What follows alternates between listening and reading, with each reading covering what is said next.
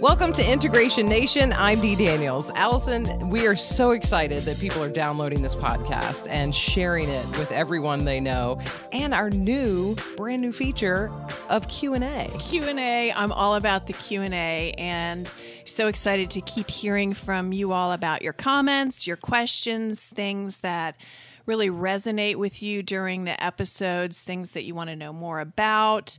Please keep in touch with us. You can find us on Instagram. You can find us on Facebook, the website. We're everywhere. So please keep reaching out. Always some great workshops, too, that are going on here. I mean, you really want to stay in touch with the newsletter, obviously, and you can get informed before these things happen so you can plan out what you would like to do. Yes, that is the best way to stay in touch with us. Sign up for our newsletter. We let our email subscriber list know first what's going on. We're right in the middle of a workshop now, and we're getting ready to do meditation again here shortly. We have monthly aromatherapy workshops. I think our next one's going to be about sleep. Those are free every month, so there's always a lot going on here.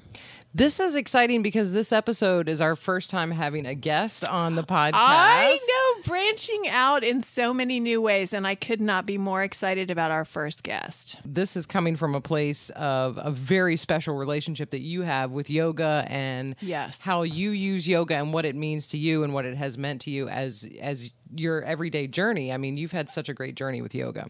Yes. So everyone who's listening to us knows that we include yoga and a yoga practice as part of our definition of integrative mental health care. And so I'm thrilled today that our very first guest on Integration Nation is a yoga teacher that I have personal experience with. When I started deepening my yoga practice several years ago, I started taking classes with her at Dragonfly Yoga Studio in Fredericksburg, and immediately I felt a sense of home in my yoga practice. Of course, being how I am, I just decided, well, I was just going to dive in and start doing a 90-minute hot class. And I mean, I don't know if you remember, but oh my, it was a situation. And for a long time, I was like, I don't know if I'm going to survive this, but I'm going to go. And each time, the tone that she set in the class, in the space, was more than just a physical practice. It was really a sense of being able to explore a deeper connection with my mind, with my body, and almost a really spiritual space to be in. And so I've learned and developed so much in taking classes with her. So I am delighted to have the one and only Alana here with us today to talk about yoga and how we can utilize a yoga practice for depression and anxiety. So welcome, Alana. Thank you for joining us. Thank you for having me. I'm super excited. I fell in love with your podcast already, listening to both you and Dee, and so I'm so thrilled to be here. And I love the fact that you use the word home, because prior to this, you had asked that you wanted me to describe my first experience, and that was exactly what the sign outside this yoga studio said, welcome home. Oh, I love that. And so what a great, just connection that you made there with my own practice. And I had no idea what I was getting involved in. I just was like, hey, I'm sick of working out at the gym. I'm looking for something different, and it was such a powerful experience just that first time, that it was a coming home that I had no idea, Isn't it? It is just a coming home. Yeah. And I was sharing with Dee in one of our other podcasts that one of the most magical things about my yoga practice, I think, is that each time I arrive somewhere in a pose, it's almost like I'm not connecting with the arrival, I'm connecting with the depth of how much more there is to discover in that space. And I think that's amazing. It is. It really is. It's we think that we're supposed to feel less because we're asked to let go, but in fact you feel more by letting go. Yes. And you take it all. Exactly. And I think you can feel like you can hold it more. Yes. Yeah. without being threatened by what's there. Right. Yeah. So, so really the reason why I started is just that simple. It's just I was tired of my exercise routine, and it wasn't anything necessarily that I thought. It was because I needed to help my anxiety that I still, have, but I didn't think of it at the time, Right. And so it's just a beautiful sort of connection and realizing, wow, I have this ability now to deal with this thing that I really didn't know in my 20s that it was necessary to deal with. I thought it was just how I was and the way that I had to just live my life and deal with it, And right. so yoga was just this, you don't have to have those feelings. You don't have to make yourself feel that way. You can rewire yourself and feel more at home and settled with yourself, in your breath and your body. And it's taken years. I started, so I'm 41, I'm 42, I think. I don't know. I forgot how old I was. And 40-something. I know. I think I'm turning 42. And it's beautiful. So I started when I was 21. So it's been 20 years that I've been in this practice. Gosh. Wow. Yeah. Wow. And so I'm not going to say that my anxiety is gone. I think that part of you is always there. But yeah, it is always there. But it will, when I feel it, now I know what I can use to help me. That's the key, yes. And that is the key. And yes. It's just every day going, okay, it's coming on, you know what, just breathe, relax, stop. And it's been so helpful, and I don't know. And if I step into the gym now, it's just so funny how I'm like, ugh, I just need my yoga. It's just like, it's exactly. It's not my connection yes. to my physical self, my emotions, my everything. It's just, so yoga is very powerful in that way that I'm so happy to have it for myself. Mm-hmm. But now I'm so it's just such a beautiful thing that I can share with others. Well, I know the entire community feels the power of your connection to it in experiencing classes with you. Yeah. I don't know a single person who has taken a class with you that doesn't say the same thing. And that's my experience with you over and over again. And you said something that is a key reason I wanted to do this particular episode. Mm-hmm. Anxiety and depression are a part of our emotional landscape. Right.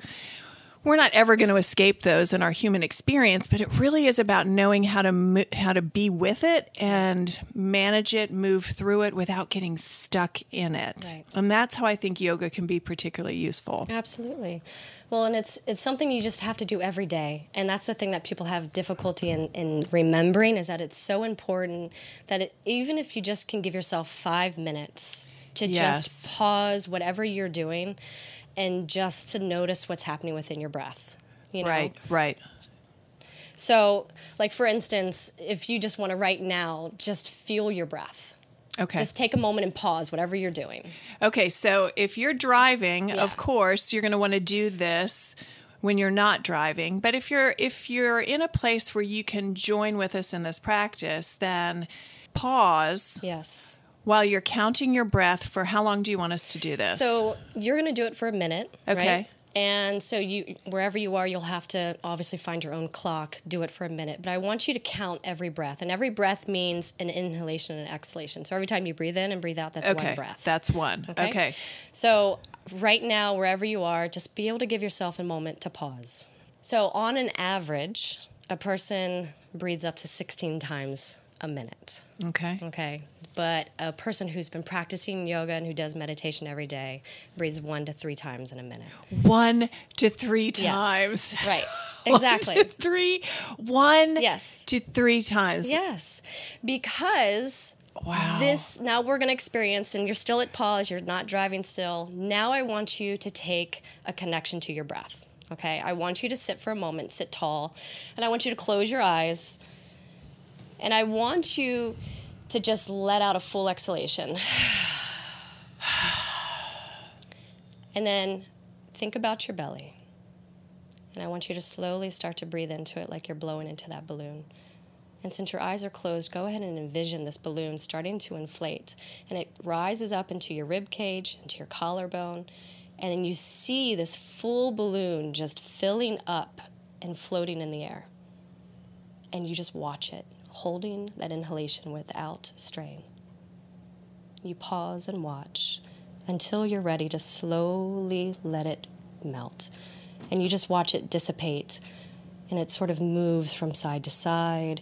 And so you're letting the breath release from the top to the center, all the way down to your belly until the balloon reaches the ground. And you just pause and see it, empty and still, without strain, before you take another breath.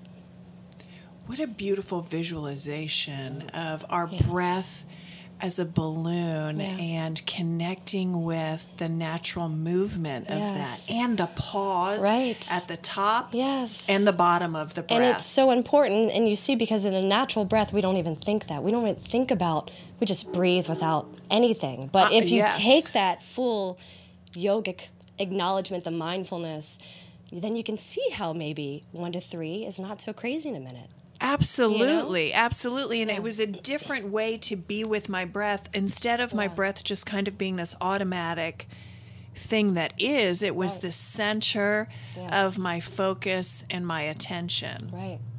Yeah. Your breath is such a powerful tool that we take for granted every day because it's something that, like you said, it's just automatic. I agree. Yes. But because it's automatic, same with other things that we deal with, like depression and anxiety, that feels automatic, that happens. Mm-hmm. So we're trying to learn to use our breath so that when those things that feel out of control, that we take back that control with our breath. Oh, I love that. What a powerful and simple intervention to start to empower people to understand how this can really create change just by simply taking power back through acknowledging and connecting with the fullness of your breath. Yes, exactly. Wow, that's powerful stuff. Well, and the beauty of it is that, you know, just like you said, anxiety and depression may never go away. Those parts of you will always still be there, but the beauty of it is that you can rewire your own way of response. So we typically, when we feel this anxiety, when we feel things, we automatically have like this fear. We have, and a resistance, don't you think? Resistance and everything. But through the breath, you can start to rewire the brain to use different parts of the brain so that you cannot have to feel like you're lost. Mm-hmm. Mm-hmm. And you can allow your breath to just guide you to some place where you feel more comfort. Yes. Like that sense of being at home.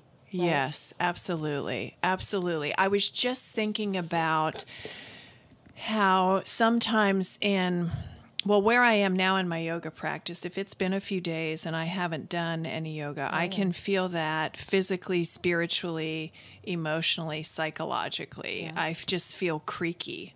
I mean, even emotionally creaky. Yeah. So when I'm practicing yoga, what you just described, how I experience that is initially if I'm at what you refer to as your yoga edge, and I have a if I am deciding to over-identify with that sensation, I lose so much. But if I connect with my breath like you were just describing, then the experience opens up in so many unexpected ways. And that has emotional relevance, I think, and I really hope people can begin to consider, because when we just attach to the habitual routines of our thinking or the triggers of our anxiety and depression, we're missing so much of the space around that. And that's how I think yoga can be particularly useful. Right.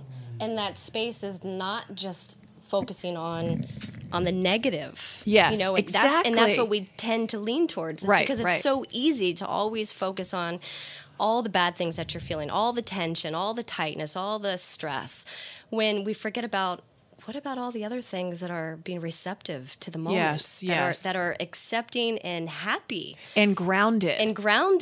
Yes. And stable. Exactly. And so I think that when you're feeling depressed or feeling anxiety, that you tend to just continue through that self-negative talk because it's a mental play that you're so used to doing. Yes, and you begin to say, well, I know what's coming next. Exactly. Then it's going to feel like this, and now this is going to get worse. And it becomes a snowball. And then your posture starts to be affected and everything starts to change. Absolutely. In a negative way. When in fact, when you start to notice those things, you say, it's an aha moment. Wait a minute. Let me pause. Let me connect to my breath. let me see what else is there. Let me see what else is there. Let me see what other layers are there besides the negative. Yes, and that fits really well with how we practice here, because it's not a negation of the discomfort, the anxiety, the negativity. It's an acknowledgement of that, and also an exploration of what else is there. Yeah, absolutely. It's a continuation of, yoga is about a yin and a yang. It's not about pushing away how you're feeling. It's about accepting how you're feeling, like we talk about the witness consciousness. Yes, and the best example of that to me is that you look in a mirror. Whatever you see in the mirror is exactly what is before you. You can't change it, right? Right. And a lot of us are like, whoa, I don't want to look in the mirror, Yes. we don't like that. Yes, but, people are but very that is your truth. Yes. But that is your truth, and there's nothing wrong with that. There's absolutely nothing wrong with that. And we build all these barriers of ugliness and just not accepting who we are. Yeah, all those labels. Those and automatic all those negative labels. layers. Mm-hmm, mm-hmm. But what if we started to breathe? What if we started to be conscious of how we're sitting and standing and moving in our body? Yes. And just watching the more positive connection and how it interlays with the negative. Absolutely. And what I thought of when you were just sharing that is there's a very simple, basic pose, mountain pose, that for me, when I start to feel myself getting up in my head, overthinking, a little anxious, mountain pose is a way for me to ground myself in all of myself, not just from here to here, my head, but all of my body. So absolutely, maybe we can share with the listeners some specific poses or maybe even sequences they can begin to incorporate to help them manage anxiety and depression. Absolutely. Well, talking about, because it's unfair to say mountain pose when people don't know, and so let's talk about what mountain pose is. Yes, please. Right? So mountain pose, it really is just as simple as finding yourself standing as tall as possible. You envision yourself, your feet are hip width apart typically, and your feet are grounded into the earth like the bottom of the mountain. Mm-hmm. It is deeply rooted and grounded. And then you kind of work your way up your body where you're engaging your legs, lifting the kneecaps without locking, but it's still powerful. Yes. And then you feel the center core just really engaging. You feel your hips rising. Just everything is starting to just lift because we have such a tendency to just keep sinking. And so in mountain pose, you're lifting from the ground up, and the peak is the crown, is your head, right? And that is reaching for the infinite stars above you. It's the expansion that we don't know what's out there, but we're willing to stand tall and just accept it all, right? Oh my gosh, see, something that simple. Yes. That's why I'm so glad you described exactly what mountain pose is, because to anyone looking, it's standing, but in your description, there's so much at every level of connection in that pose. And it's so, I'm sure everybody listening could hear how powerful that is to just open up to whatever is and whatever may be coming. Right. Absolutely. Absolutely. And so mountain pose is a great way to just find yourself in when you're standing in the shop, at the grocery store, at the bank, when you're in your car, even just now as we're seated, we can still be in mountain pose. Yes. And in fact, everything that you do in yoga and every asana or postures that we do, mountain pose exists. So you just have to have an open mind sometimes to really see it, but it's there. Right, it's there. Well, what a great way to think about experiences that may be threatening or intimidating for people that can often be triggers of anxiety, is to think about finding mountain pose wherever you are. Right, standing your ground. Standing your ground. Yeah. Oh, love that. Yeah. Love that. Yeah. So I think the easiest movements to talk about is the 6 movements of the spine. Okay. And some people say 7, but 6 movements of the spine is traditional Karpalo yoga, which is what I teach. Okay. It's a form of hatha yoga, which is really just movement through breath and postures, which is pretty much almost any yoga, really, when you think about it. So the 6 movements of the spine you begin on your hands and knees. Okay. And you move your spine up and down in a fluctuation, like a wave. Almost with like your breath. Yeah. With your breath. Exactly. Like a breath, right? Okay. And so that is 1 and 2. And of course we can talk about it more in detail, but okay. Let's go through all that's 1 and 2, okay. right? So you're moving through. And so we call that cat and cow. Okay. And then 3 and 4 is moving like a C curve. So you're moving your shoulders and your hips towards one another.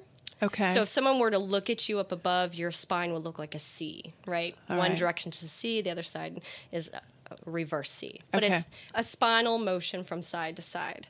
And then the last is threading the needle, where you extend your arm out and then you thread it underneath your hand that's grounded to the floor. Okay, because you're still on your hands and knees. Your hands and knees, and you anchor. So this one's hard to visualize, I think, but to see, it's so beautiful. And so your hips staying aligned, and you're basically finding a twist through your torso as you're reaching one arm under the other. Okay, right. And so those are really great motions to move through. And if those of you are listening and if you're like, whoa, I have no idea, that sounds awesome, but I don't know what is going on, you can what is she even saying? You can definitely find these, you can... In fact, I actually posted it onto the Dragonfly Yoga Studio Facebook and Instagram. So that's a place it's there. People can go to. If they needed to, or Google is always there too. You know, so 6 movements of the spine. But the reason why it's so important is because it opens up the fluid, your spinal fluid, right? And it releases so much good hormones that it helps you just connect and get ready for the day. And those bonding hormones, the oxytocin. All of that goodness. And lowers cortisol. Yeah. So, and when you can lower your cortisol, I mean, hey, you can't complain about that, right? No, you can't complain. So, lowering cortisol and boosting oxytocin, nothing but good comes from that. Right. And that's why yoga is so beautiful. Like, even just with one practice, those things get released. So those 6 movements. Yeah. Could people go through that as like a daily kind of morning practice to kind of lower their thermostat a little bit and keep themselves more grounded before starting their day? Absolutely. So that's why I say 5 to 10 minutes, where really it could take about 5 minutes depending on your breath and depending on how long you want to stay with those poses. Okay. Absolutely. I would definitely give yourself, I mean, we all say, I don't have any time. But you have to allow yourself at least 5 minutes. I mean, really, that's such a short time. Yes. When we have 12 hours of the day when we wake up from the moment we go to bed, essentially, right? So within that time, you have to at least five minutes for yourself. Well, and I think if anybody uses devices, anybody who's listening uses devices, which you obviously do if you're listening, right? And you can track your screen time. Yes. I'm guessing your screen time every week is a lot more than 5 minutes. So you could probably cut 5 minutes of your screen time off and fit this in, and the benefits that you will find throughout your day will make it more self-sustaining, right? Because you'll start to see that places where you would typically be more reactive or typically be more resistant, maybe because of a more constricted mindset, they may start to begin to feel different for you. Absolutely. And then you're also going to find is that you're not going to want to be on that device as often, because you're going to start to notice all those wonderful sensations and all those wonderful hormones being released. And you're going to say, wow, what is this powerful thing that I'm connecting to? I need more of that. I need more of that. That's the coming home to ourselves. Exactly. And why it's so important to do it every day as well. You go home every day, right? You go to your home every day. Why don't you go to your personal home every day? Wow. I want to go to my personal home every day. And just a side note with everybody listening, now do you all see exactly why I wanted Alana here? She's magical to listen to, isn't she? I'm sure each of you want to experience a little bit more of yoga just in listening. So before we wrap up, can you talk a little bit about some specific ways that if people find themselves in kind of a depressive place in their life, a constricted place, a place where maybe they're stuck in a series of really difficult, really painful things. And maybe they're not ready to talk about it on a regular basis. This is another area I think that yoga can be particularly useful for people. What are some ways they can begin to introduce yoga into their daily life that seems accessible and not threatening? Sure. Well, I think the series of breathing exercises that we talked about, just visualizing that balloon, and just breaking down your breath, and then sitting for at least a minute and just counting and noticing, right? And then another really beautiful thing for you to do is to come into child's pose, where you're sitting. So you find yourself on your knees, your feet flat, right, the toes down, and you just bring your torso towards your thighs and your arms down. Right? Yes. And you're just surrendering. And this can be difficult. So if you're in a place where it's really hard for you to surrender because you're so used to being protective and you're so used to locking yourself up into your emotions. So let's say you are at your home, the place of physical home, right? Okay. Then allow yourself to do that. Take an opportunity for you to get on your hands and knees and just bring your chest downward and take your forehead to the ground. And the reason why it's so important to take that forehead to the ground is because of that is the prefrontal lobes, right? Yes, where yes, you're releasing. Yes, your neocortex, yes. So that's where you can start to rewire yourself when you have that connection and the blood flowing and the breath right into the front of that brain, how powerful that is for you. And it might be scary at first to feel comfortable, because we don't allow ourselves to want to feel comfortable. We're afraid to feel comfortable because we're letting our guard down. Yes. But be like a child. Allow yourself to surrender. Connect to your breath and just feel the sensations of what your yoga practice does for you, and just stay there for 5-10 minutes. You may not want to stay in child for 10 minutes, but if you can, you could do so. What a beautiful meditative practice, too. Yeah. I know for myself, being in child's pose seems like a very peaceful, quiet, gentle place to be with myself, where I'm not asking too little of myself and I'm not asking too much of myself, which I think is a gentler way to be in relationship with surrender. Right. Where we're not pushing ourselves or not hiding. We just are where we are. Right. But make sure that you're focusing also on all the positive things too. So while you're surrendering, don't focus on all the negative things that we tend to do.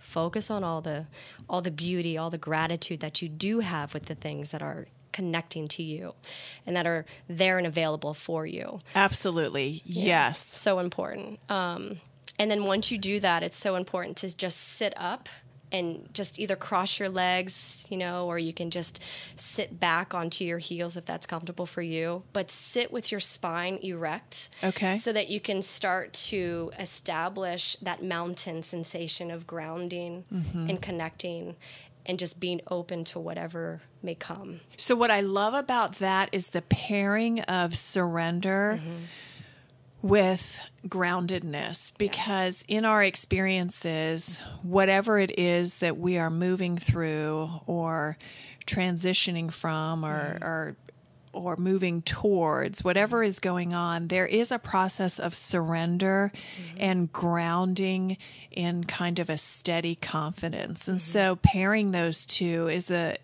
really physical and emotional reminder for people that the way through something is to surrender and find your place in it. And the way out is to be grounded. Oh, right?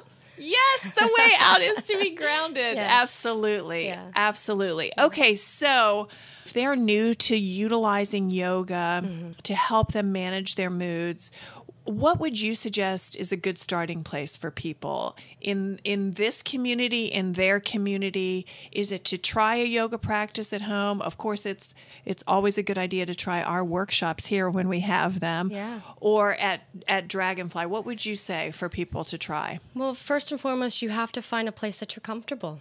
You have to find a place where you can feel that you can surrender and that you can ground. And so you have to find those places. And if it starts at your home, that's okay. Yes. Let it start in your home, but just be mindful of, you don't want to hurt yourself, and so you're going to see things on TV and you're not going to know that you're necessarily doing it correct, so just being very mindful of that. That's a very important point. And one of the reasons that I was so adamant about accessing yoga within the community, because I wanted to make sure that I was learning and understanding in a way that was safe and beneficial.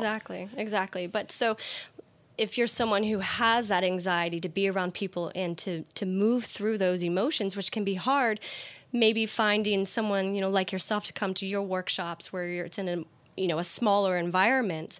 But if you feel that being around a group of people gives you energy, which is what I love coming to Dragonfly, because we have such a great community of people that we're all like-minded. We all want and need the same thing in the end is love, right? We all need self-love and love of everything around us. So if you are willing to be open to that, and you are seeking and desiring that kind of connection, then of course going to group classes is really a beautiful, powerful thing. And just walking as a teacher, walking into a space and just kind of gathering how people are feeling and then leading a class.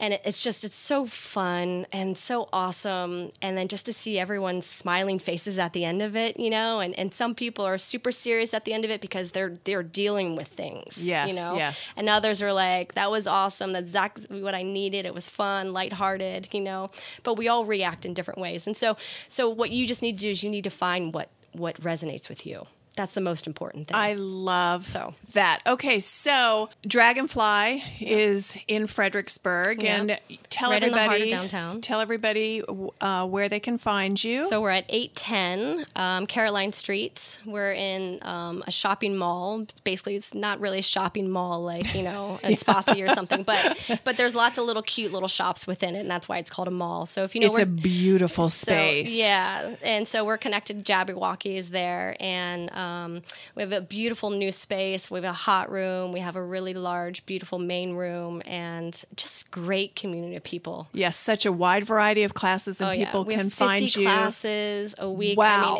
Wow. Yeah. So morning, afternoon, night, evening time, weekends.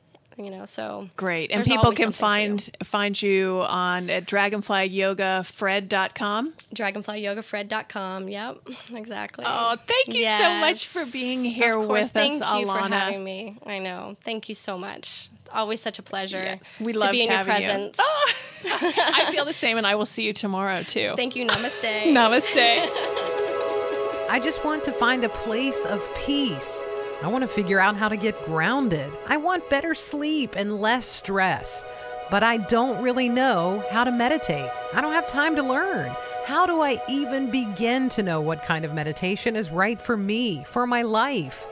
Finally, you can find peace of mind through meditation that meets you right where you are right now. Skip the frustration of not knowing how or where to start with a powerful 5-week class called Meditation for Beginners. Allison Sullivan and Associates Integrative Mental Health Team in downtown Fredericksburg will show you 5 types of meditation. You'll benefit from easy instruction and meditation practice that will help you relieve stress, and you'll find plenty of time in this class for Q&A and group discussion. The group setting is comforting and welcoming and very empowering. Would you like to truly discover the quiet, the peace, the fullness of the present moment? If your answer is yes, then find your place in Allison's Meditation for Beginners class. Sign up today at allisonsintegrativehealth.org. There's a place for you. allisonsintegrativehealth.org.